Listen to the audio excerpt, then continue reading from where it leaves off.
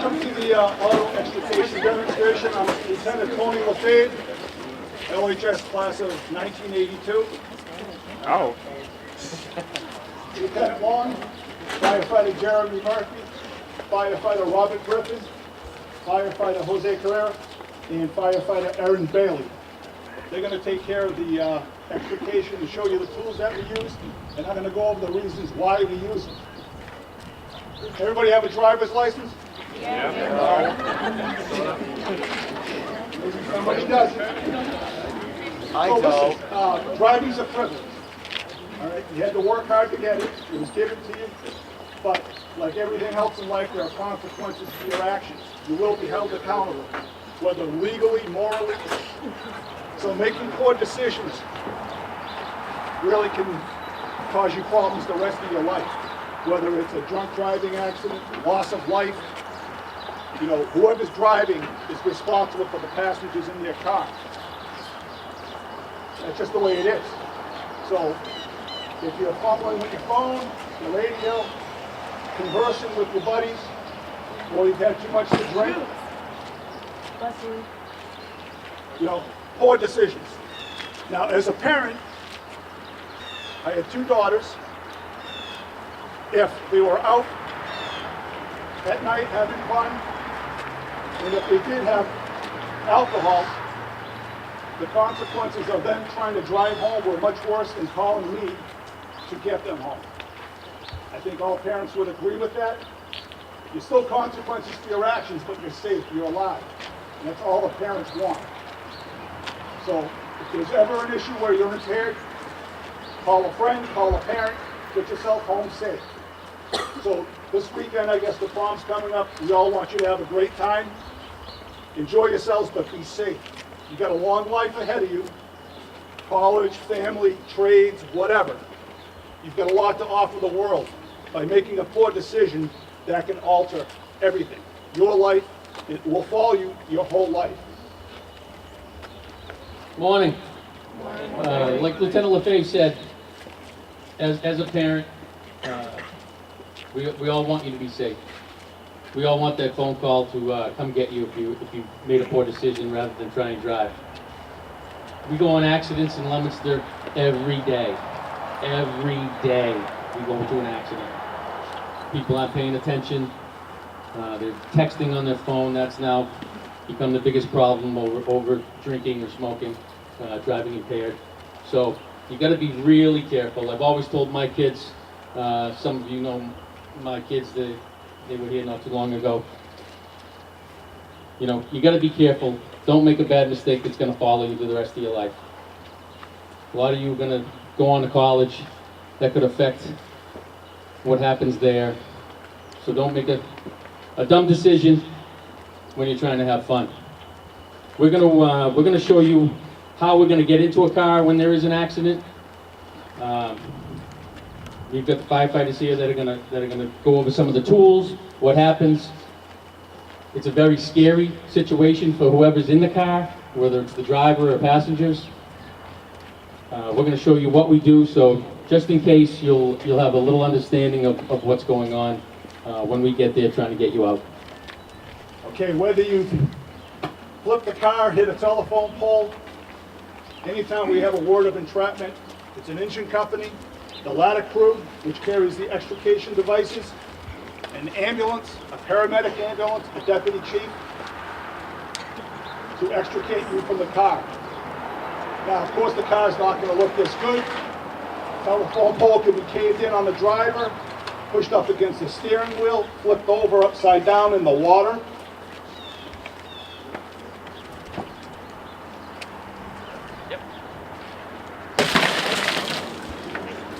So safety glass on the side.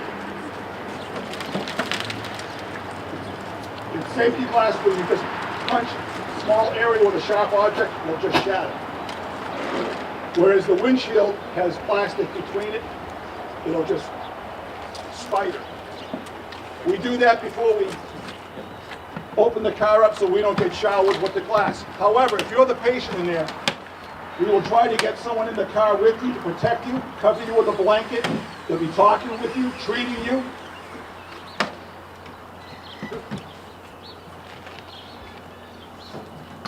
So with the Halligan tool, he's just making a slot so we can get the jaws of life in and pry the door open.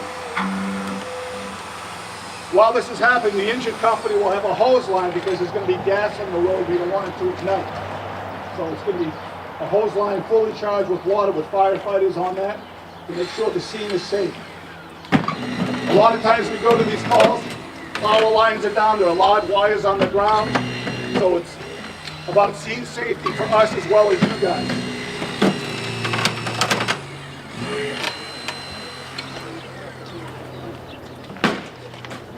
As you can see, it takes teamwork to accomplish this task.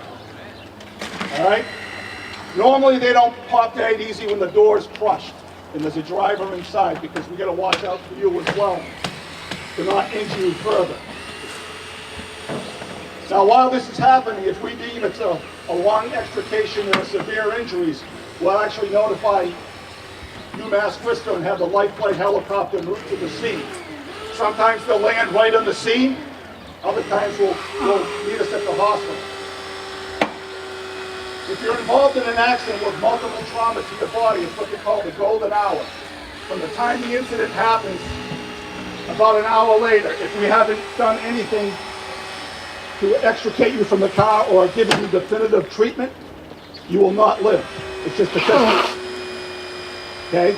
So that golden hour is important for us to get you out and get you to a trauma center.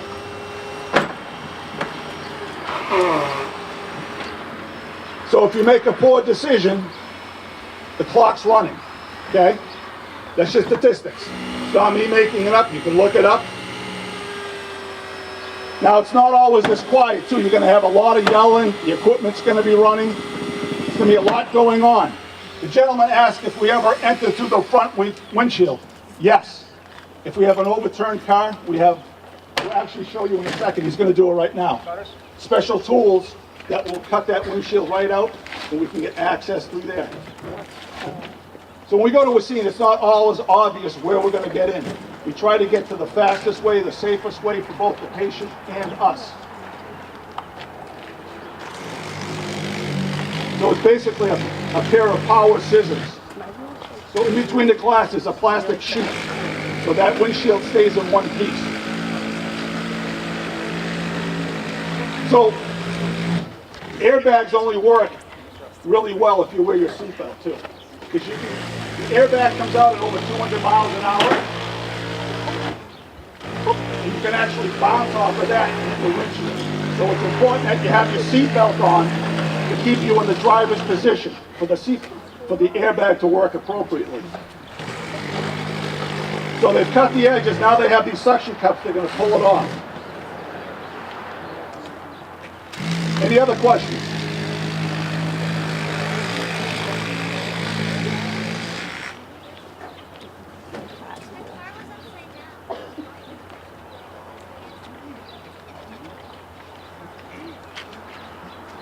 This young lady asked if the car was upside down, would it be easy to go through the windshield? As I said, it really depends. If you flip the car over and it's underwater, we're going to break anything to get you out fast. It depends upon the top of the car might be crushed in that we have to go in through the door. So when we get there, we'll look at each avenue and what's the best, safest, and quickest way to get you out. So, as you can see, we got the door off, and now because this car is nice and new, It didn't get damaged. We could get the patient out, not a problem. But most of the time, when there's damage to the vehicle, the dashboard is going to be down a little bit. Your seat might have broken, might be forward a little bit. So your legs are usually an issue for us when we're getting you out. They're tangled up with the pedals. They're tangled up under the dash. So a lot of times, what we have to do, what they're doing right now, is they're going to make a cut, and then they're going to be able to put the spreaders in and move the dashboard up off of the legs, so we would be able to get the legs out.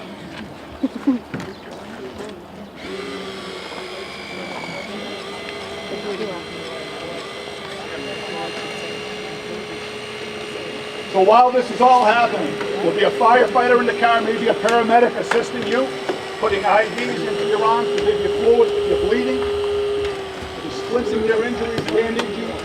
reporting your injuries. So someone's going to be talking with you the whole time.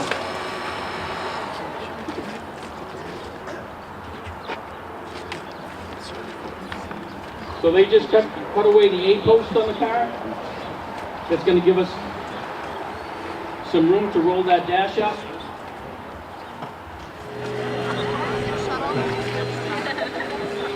Any other questions? Go ahead. Cars caved in.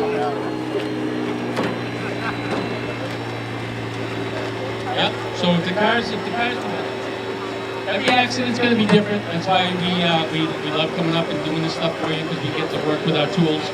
But every car accident you go to is different. So if all that whole side was caved in, we need to go to the other side, and like you saw those tools work, we'll just cut the whole roof off. We can cut everything on that car that there is. So upside down, we could still do the doors just upside down and get you out that way. Did that before we're flipped over. Any other questions?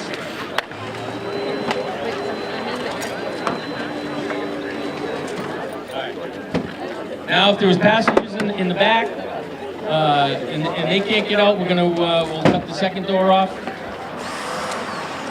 Very good question. So the question is, what if we hurt the person inside while we're doing all this? Well, our first goal, right, would not be to make any more, injuries to the person that's in the vehicle. However, that is an issue. So, like Lieutenant LaFave said earlier, we would have someone in the car immediately. These guys, Aaron and Jose, work on the ambulance.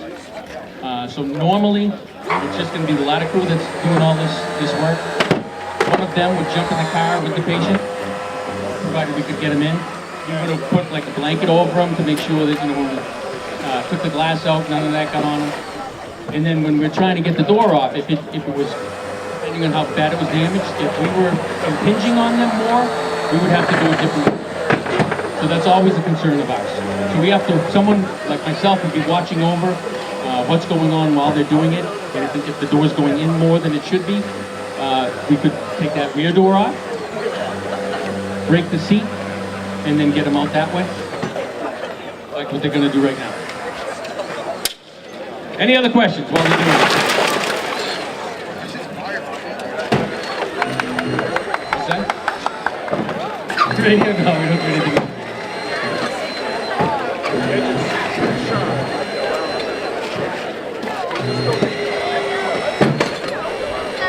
Yes.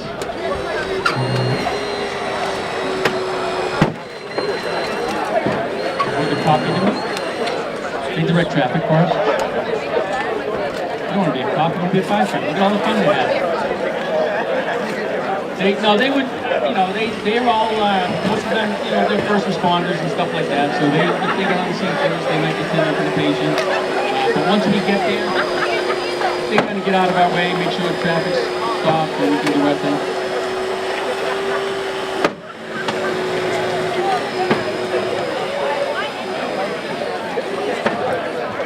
Any questions? More questions? Yeah? No? So they're working on that rear door. Like the question before, if we couldn't pop that front door, if it was going to cause more damage, we'd have to go to the rear door to get the patient out. Which does happen from time to time.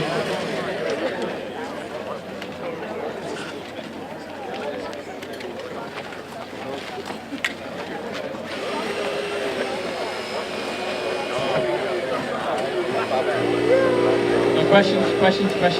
Yes, sir. Sure.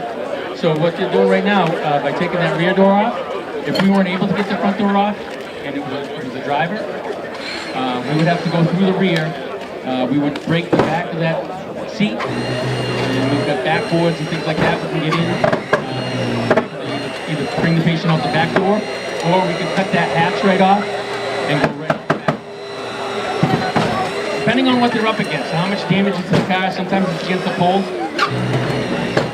Sometimes it's against the pole. tree, something like that. So there's always something that's wrong that we can't get in, like we're doing today, where it's nice and easy. Okay, say for instance, you made a poor decision. Listen up, guys. You made a poor decision. Made a poor decision. You're driving, and 3 of your buddies are in it, you had too much to drink, and all 4 of you are trapped in the vehicle. Who do we decide who gets out first? It has to do with who's injured the most, and who we have easier access to. By getting someone else, they may not be as injured as bad, gives us room to help the others. Okay? Guys, gotta stay focused. This is real.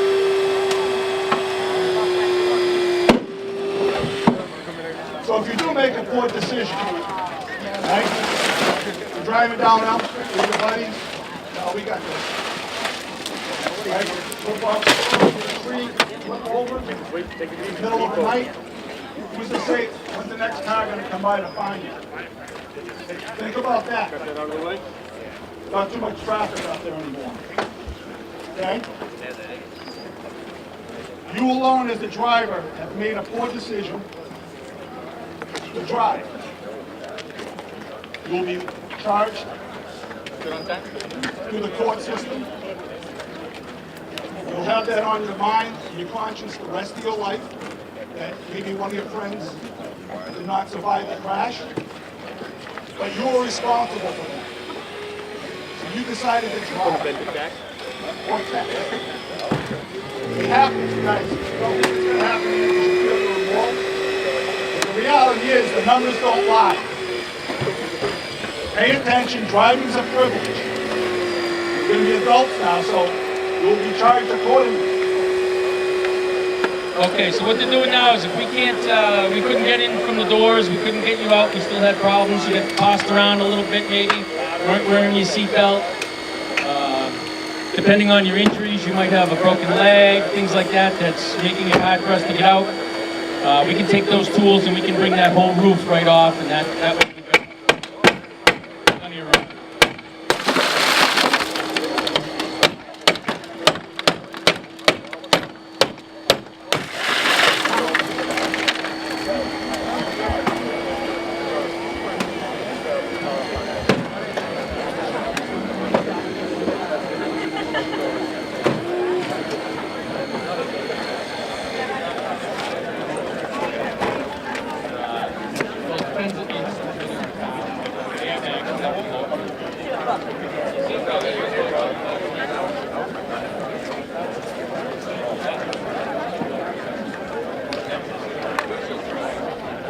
It's pretty hard.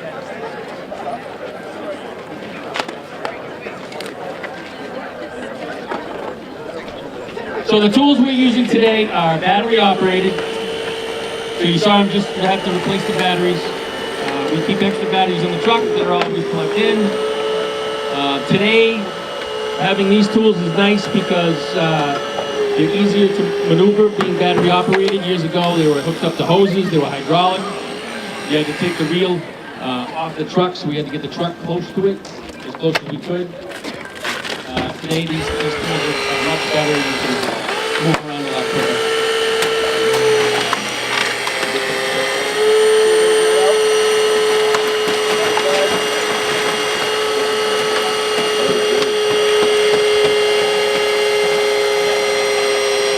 Excellent, excellent.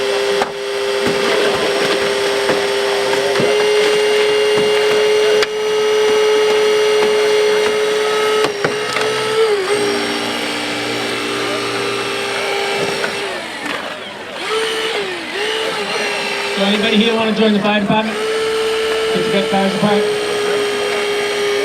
One, that's it? There's one cop, one firefighter, that's it? Everyone else wants to make money. I don't blame you.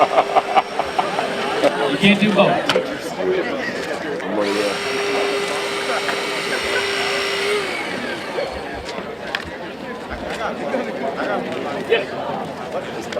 Yes, she looks familiar.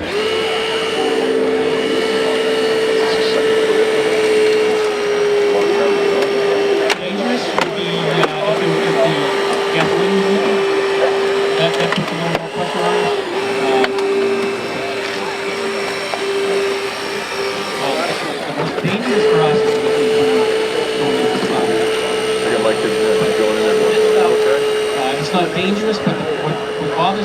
especially when there's kids. So the question was, what's the most dangerous situation for us? Dangerous for us is going into the fires, but when it comes to extrication and accidents, what bothers us the most is when it's an accident with you guys, with kids. That's, you know, that hits home with us. You know, a lot of us have families, we're mothers and fathers, we've got kids, and nobody likes to see kids get hurt. So, you know, even if we get you out, that still stays with us, especially if we know one of you. Heaven forbid someone dies in an accident. You know, we've got to live with that as well. So those are all things that come into play while we're doing this. Good question.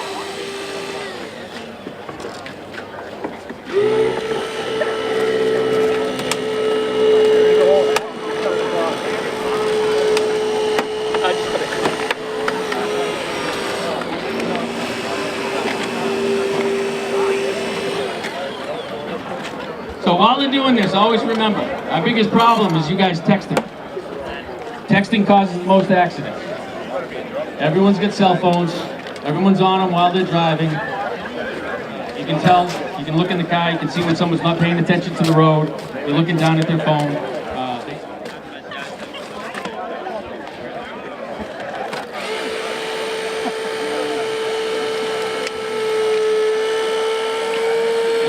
This whole time that we're trying to get the person out, someone's going to be in there with them, comforting them, putting a blanket over them so they don't get the glass on them.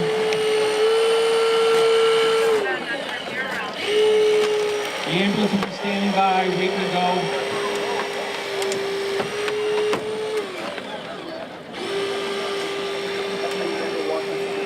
Yeah. Same one I got.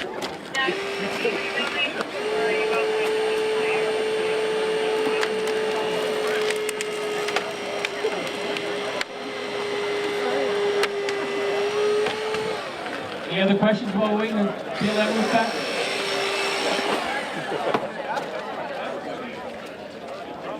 Okay, so if there's smoke coming from the car, we would always have an engine company respond with us. Engine company has water. They would deploy a hose line. They would be working on that while we're using the covers to get you out.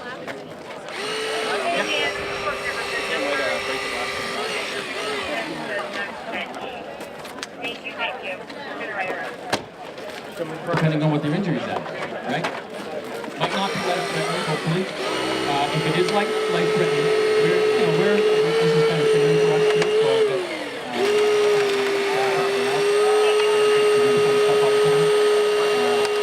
it would be me, myself,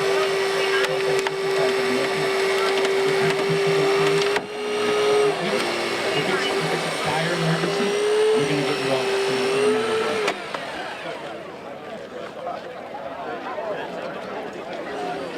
Any other questions? Yes, sir. Sure. You're Subaru fan? Subaru fan?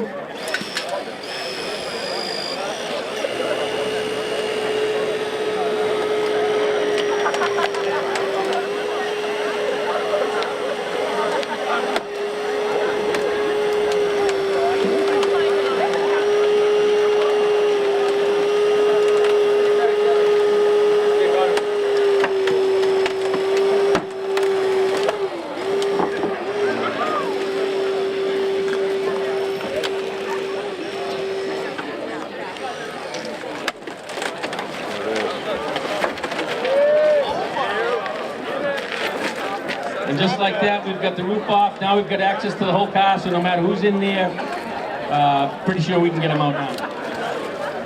eBay? Craigslist? Any questions as to what's going on?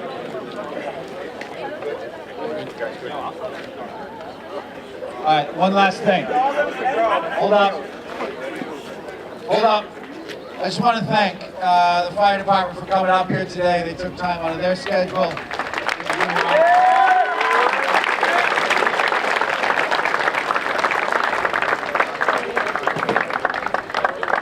The other thing I want to say, and I said it inside when we had the speaker, it's a celebratory time. And when I say that our entire community is rooting for a safe couple weeks and then beyond, I mean that. We have a great relationship with the police department, the fire department, obviously today, and the volunteer speaker that we had this morning. So let's make sure we make great choices in the next couple of weeks and really enjoy graduation and prom. Okay? Thank you. I want to thank the fire department for coming up. All right, we are headed back in. Oliver, what time is it?